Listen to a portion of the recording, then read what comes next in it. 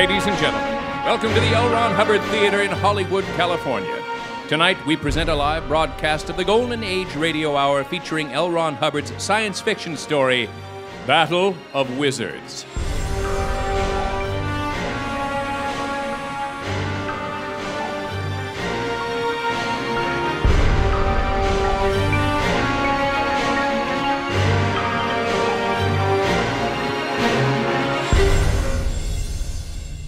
The humans were outnumbered, and the council was grave. No one had asked them here to this dark valley on the galaxy's rim. No one had pleaded for their arts. They had come, and nothing short of miracles would let them stay. The Mineralogy Service wanted Deltoid. Their chief had reported to the Galactic Council that Deltoid contained an almost unlimited supply of catalyst crystals in a natural state, a fact which would reduce the cost of freighter fuel manufacture by 2/3.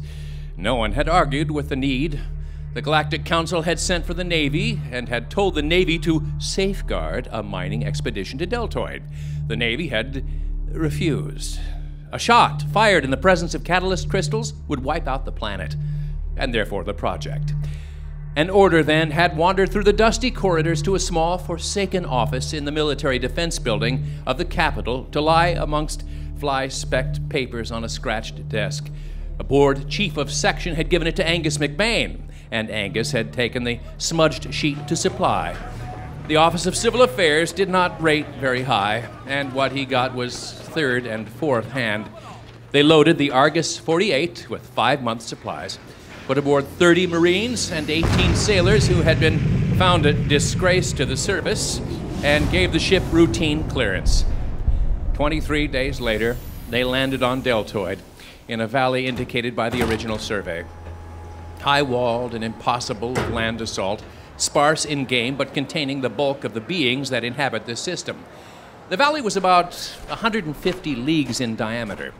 They made their preliminary salutations, and then Angus McBane came to the council with the high chiefs of the realm. Angus was a civil affairs officer. Nominally, he was a colonial officer, but 3 years of special training and 5 more of service in civil affairs had somehow removed him from the ordinary. He had spent a long time out beyond the last scout field, and life had changed him. He clung to a stick as a symbol of a gentleman, but his hat was a disgrace, and his tunic pockets bulged, and he had found out that mastodon hide boots were best.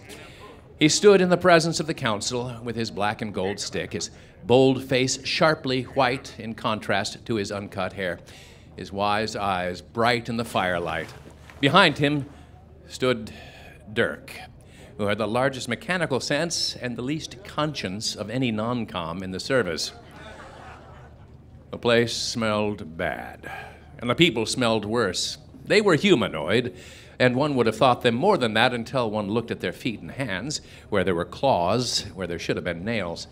But they were sentient, and their speech, even though through the translating filter, was full of startling strength. "You say you come to bring us blessings," said the ruling chief. "We have blessings.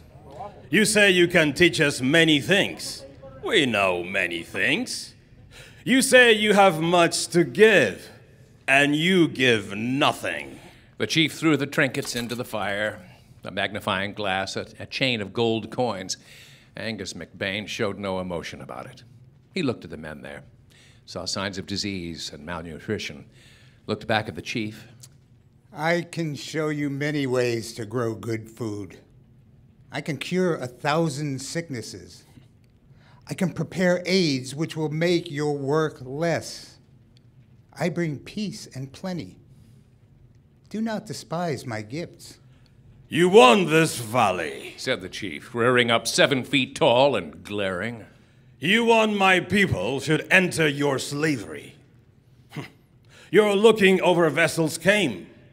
This was not the first time we had seen your race. 5 men of the looking over vessels did not go back. We have no reason not to detain 6. You must not talk like children. We want the rights to mine a rock on your planet. You may retain your own government, but I have many things to give you.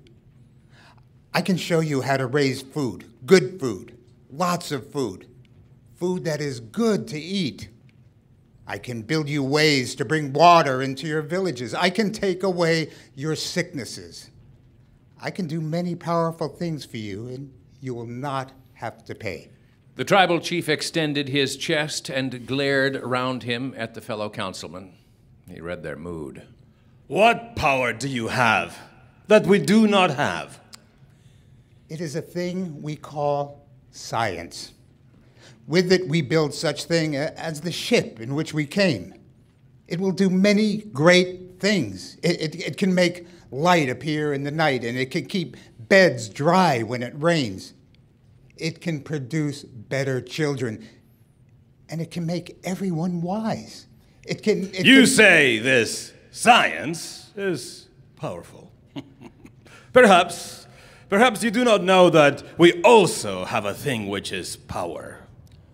What is this thing?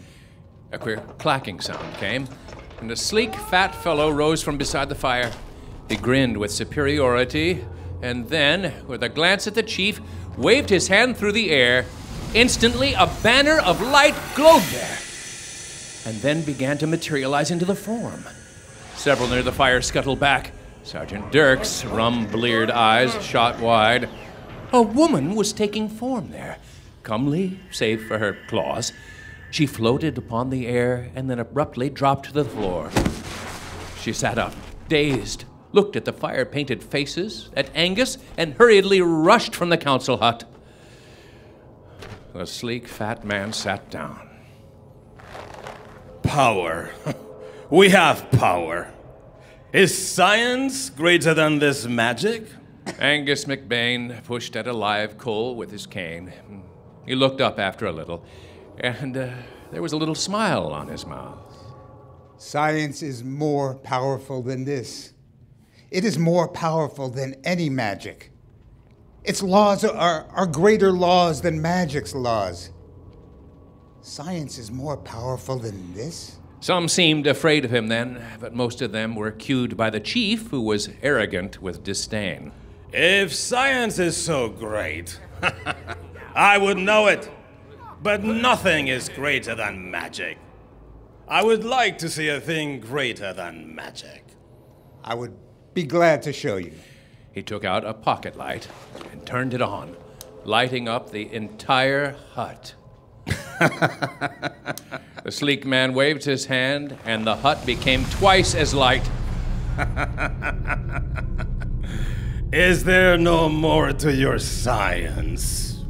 There is much more. Science can do anything which this young man's magic can do. There was a titter of disbelief. Sergeant Dirk moved back a pace, the better to wield the mace of his own manufacture, in case the going got rough. Magic can drive people mad. Science can make people sane. In any contest with magic, your science will lose. Angus looked straight across the fire at the round, greasy face of the self-styled magician. If we were to engage in a contest, I would beat you. The young man leaped up in triumph. He has declared it. He has called a challenge, and he is the challenger. Behold, I call you all to witness. These people would come upon us and rob and kill us. But their science is not great. Here is one who challenges me. I accept the challenge. The chief smiled.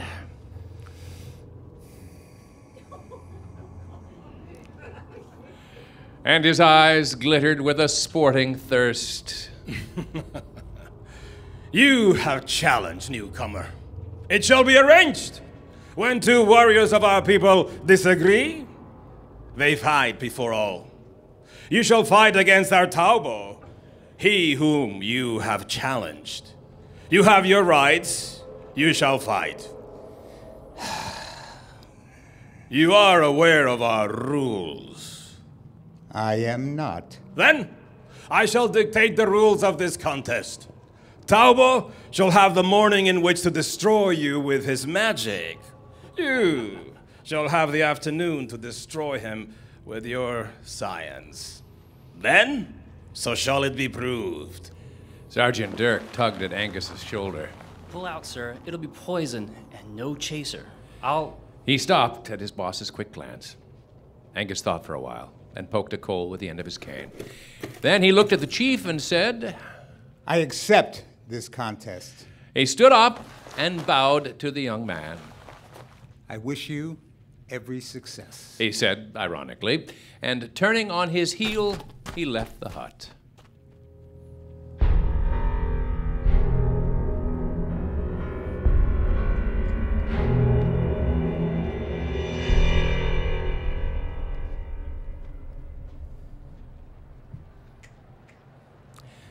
The word raced across the gigantic valley, and for a week, outlanders poured into the center, bringing with them scanty provisions, but a voracious curiosity. They came dragging children and weird animals to gossip all day and dance all night, and to gawp about the Argus 48 and be kept at a distance by the Marines. The dust was thick, even within the ship, and Angus McBane wore a bandana across the lower part of his face as he read, and occasionally, he had to lift his eyes from print to make some answer to Sergeant Dirk, toiling in the room beyond. Dirk had come into the Marine Corps under sentence never to be seen in civilian clothes again. He had left his right name behind, but he had brought his ingenuity. Now and again, some glimpse of his past would come up when a job needed to be done, too tough even for the Corps. Dirk had been shunted to civil affairs, that catch-all for hard men and odder jobs. And under Angus McBane, he had managed to keep reasonably out of trouble. This was because he had found, in his calloused and sin-choked heart, an affection for the officer. When he lifted his eyes, Angus could see the jagged peaks which bounded the north of the valley, and the rolling, dusty, scrub-covered lands which intervened. The place could be fertile if these people could be coerced into practices of agriculture. It was a wonder they had not discovered that their hunter society had begun to fail a century or two ago, much like the more advanced civilization on this planet that had gone extinct thousands of years before. They practiced infanticide and senicide to keep their population down to near food production level, and yet they left untended better than 10,000 square miles of arable land. Oh, such things irked Angus. Professionally, he was supposed to be indifferent to these things, but he was not. They distressed him. So I says to this girl, baby, if money is worrying you, take a look. And then I found myself in the gutter with a headache. And that's how come I came to distrust women. The more sweet and beautiful they are, the more I distrust them. You gotta be careful. He was busy with a small set of cogs, which were entirely swallowed by his enormous hands. Oh, man, you ain't listening. We can do a lot for these people. Dirk looked out at the port, at the dusty land and the throng of gaping, multicolored humanoids. He looked at his officer. If you ask me, a dose of ray gun would cure 'em best. Sir, they got about as much heart as an executioner. They revels at the sight of blood and howls at the glee of the screams of the dead and dying. They're an outlandish and immoral bunch of swine. I am sure you are an authority on morals, Sergeant, but the dose of ray gun you suggest would turn this place into a new Nova. You kidding? I'm sure I am not. Then you better not let Edwards run that guard by himself. He ain't got any sense. There isn't a loaded gun on board, and not one round of ammunition. Dirk looked through the port at the crowding, jostling humanoids. He looked at the dangling weapons, the filed teeth, and the rolling eyes. He swallowed, coughed up his chew of tobacco, and spat in confusion. That's why our scouts left their dead behind. Right. Here comes the chief. That dignitary was being carried on a litter of animal skins to the ship. His guards clubbed the crowd away, walked on a body or two, and came to a halt at the airlock. The chief got all 7 feet of him to the ground and entered the ship. He was not dismayed by the machinery. You couldn't hunt with it, and so it was subject only to his contempt. Taubo, ready in the morning. That is a day early. Taubo, ready in the morning. They all bowed. The chief got back on his litter and was carried away. The stricken lay where they had fallen, trodden down again by the curious. Civilize them? Give me 20 men and fixed bayonets, and I'll civilize them. We won't be ready by morning. We will. Indeed, we will.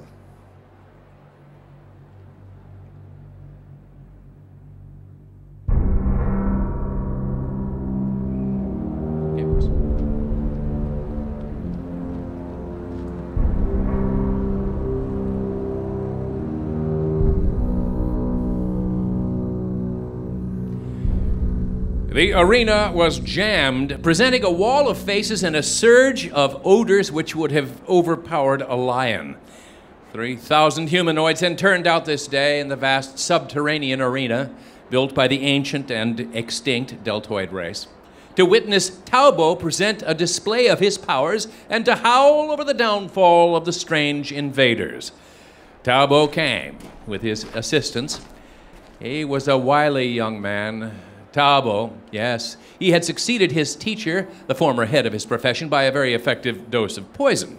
The group toured the arena, and then in the center, Taubo leaped up, flung wide his arms, and let loose a dreadful screech. It was a well-practiced screech and would nearly deafen at 5 feet. It started high, went higher, and it had volume enough to satisfy the most savage. But it had more than one purpose, and that purpose was not merely satisfaction. No, many a victim had been paralyzed into complete obedience by that screech. The crowd was instantly silent. I am Taubo. I come to show the invader of my power, so that he will forever be afraid to come to us again from beyond the mountains.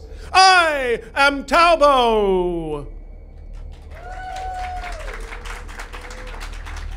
I drink fresh blood, and I dine on newborn children. One sight of my magic, and the strongest sicken. One blast of my breath, and men die. I am Taubo. My magic protects us from becoming slaves. I shall conquer!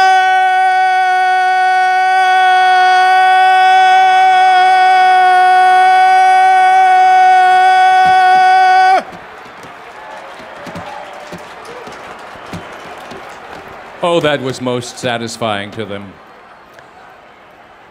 And when they had recovered a little from the fright, they cheered and cheered and cheered, beating wooden lances against tied shields, waving skins in the air. But this had to end. They expected something very spectacular from the other pennon. A small knot of human beings had been gathered there since the first streaks of dawn. They had raised a curtain, and from time to time one another would glance into it. Taubo became brave. He capered toward the humans, shouting for them to come forth and let him give them his will, the promising things which were truly blood-laking. Taubo ran back again to the seated chiefs. Make them come forth! They are cowards! Make them come! I will strike them where they are if they do not start! A chief raised a hand and a horn blew for silence. Come forth, invaders! 3,000 pairs of humanoid eyes watched a curtain. It twitched. A form walked forth. Calmly, certainly, carrying a book. And the crowd recognized the leader of the invaders. The invader seemed to be neither impressed nor hurried. He went to the exact center of the arena and sat down in the chair. Then he opened the book and calmly, very calmly, he began to scan the pages with a quiet eye. Taubo leaned forward. He paused only long enough to wave his arms in salute to the crowd, and then he went to work. Coming to within a foot of the invader's ear, he let loose a screech, which rocked the first rose. It was loud and deafening. The quiet eyes continued to scan the pages. Taubo let go a howl of disappointment, which was not part of his program, and he backed up and produced a wand. 2 of his people began to beat upon a drum, and the shocks of it were physical. Close up, they were enough to stop a heart. Probably directed, Taubo waved the wand. A curtain of fire began to play about the invader's head. After a few minutes of this, a woman and an old man in the near rows fell out of their seats insensible. The drumming continued. It grew louder, the whole force of it solidly directed at the breast of the quiet reader. The lightning played and cracked and set fire to the tunic of one of Taubo's followers and had to be put out. For half an hour, the beating continued. The invader turned pages calmly. You, Angus! You wait! I will fix you! Taubo was becoming angry. He pulled forth an incense pot, and he put some coals into it from a fire near his pennon. His followers knew now not to get downwind of that pot. One whiff, and a man would die. Taubo dropped some powder into it, and blue flames and dense clouds began to roll, clouds which Taubo avoided. The engulfing smoke bore down upon the seated invader, swallowed him up from sight, drifted across the field and abruptly, and with agony, killed a wandering dog. It reached the arena edge, and a man leaped up and clawed his throat, bleeding. The area of the smoke was hastily cleared. The charge in the pot sputtered out, and Taubo stared. Another page was being turned. After a frenzy of rage in which he beat 2 of his followers, Taubo came back to the business at hand. He gingerly scooped up a small spade of gray powder. He carefully touched none of it. It was culled from a certain bush, and when distilled, a pinch of it on the skin caused an exquisite rapid dyeing. Taubo capered carefully of the powder and made further loud incantations, interspersed with numerous shrieks and wailings, which were orders to the demons of the place to do their worst. He dashed in and suddenly tipped the spade and showered a poison over the enemy. Gleeful now, Taubo capered back, expecting an instantaneous effect, since the powder had touched the face and the hands. The invader tipped the book to clear the print, put the volume back on his knees, and went on reading. Oh, the crowd was becoming a little restless. The sun was rather high now, and they had not come to see a magician dance, but an invader die. Then, that imperturbable figure was beginning to wear upon them almost as much as it did on Taubo. They had seen magic operate before. Taubo withdrew. For a long time, he took advices with his followers, and at last decided upon the final trick. He had planted that morning a number of very tindery bushes underneath the sand, and he had saturated them with an oil which burned furiously. He had not thought he would have to use this trick, but the time was at hand. Taubo marched forth with a loud beating of drums and delivered a wailing chant which again captured his audience. He capered about the reading invader and raced to the points of a star he was drawing on the ground with a wand. Then, when he had finished this long show, he gave an imperceptible signal to a follower and suddenly pointed his wand at the point of the star. Flame burst out. To the crowd, it appeared as though the ground itself was on fire. The smoke rolled, and the flames rose pale yellow and smoking in the daylight. At the exact center of the star sat the reader of books. The fire swept forward, leaped higher. It came to the invader's toes. The drums rolled a heavy rising storm. The flames went under the invader's feet. Then the smoke was thick and the crowd could not see, but the chair was charring. The entire star was burning in the sand, and it was obvious that nothing human could live in that magic fire. Slowly, the spent flames died down. The smoke blew aside. Taubo stared. The invader turned another page. The entire arena came to its feet with a moan. Taubo started forward. He was becoming red in the face. He had his wand lifted to strike, and the shaking tension within tore at him. He moved another step forward, wand still raised, and then he fell headlong dead.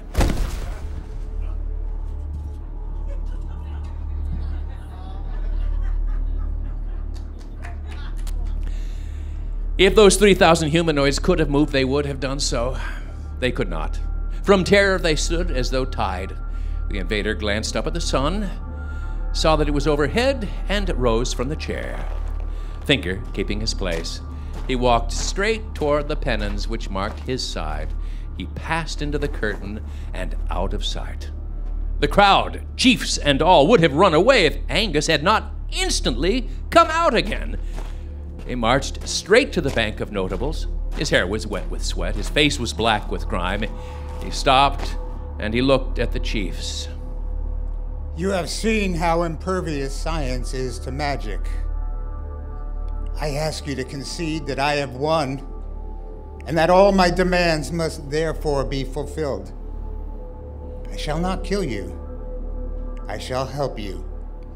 For science does not kill, it saves. Do you acknowledge my sovereignty on this planet in the name of the Galactic Council and the Civil Affairs branch of the military defense?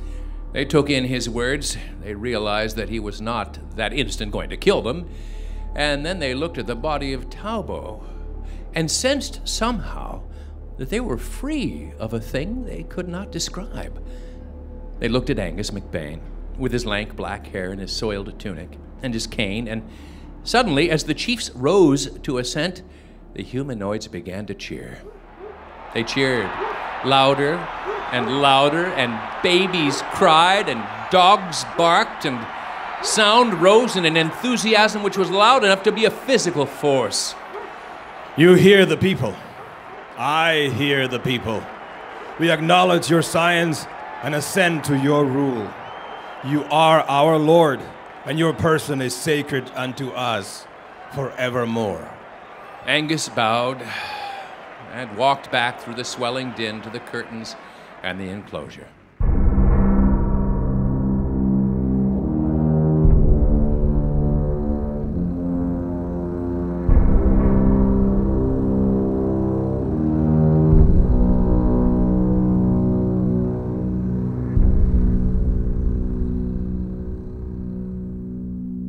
That evening, Angus McBane, Civil Affairs, sent off a dispatch to his superiors. Deltoids will not object to mining operations. Equipment may be sent at any time. In the machine shop, meanwhile, of the Argus 48, Sergeant Dirk finished his careful neutralizing, according to McBane's directions, of the robot McBane had designed and he had built. It was not a very good likeness of McBane anyway. And besides, they needed the parts. McBane regretted the destruction of one perfectly good book.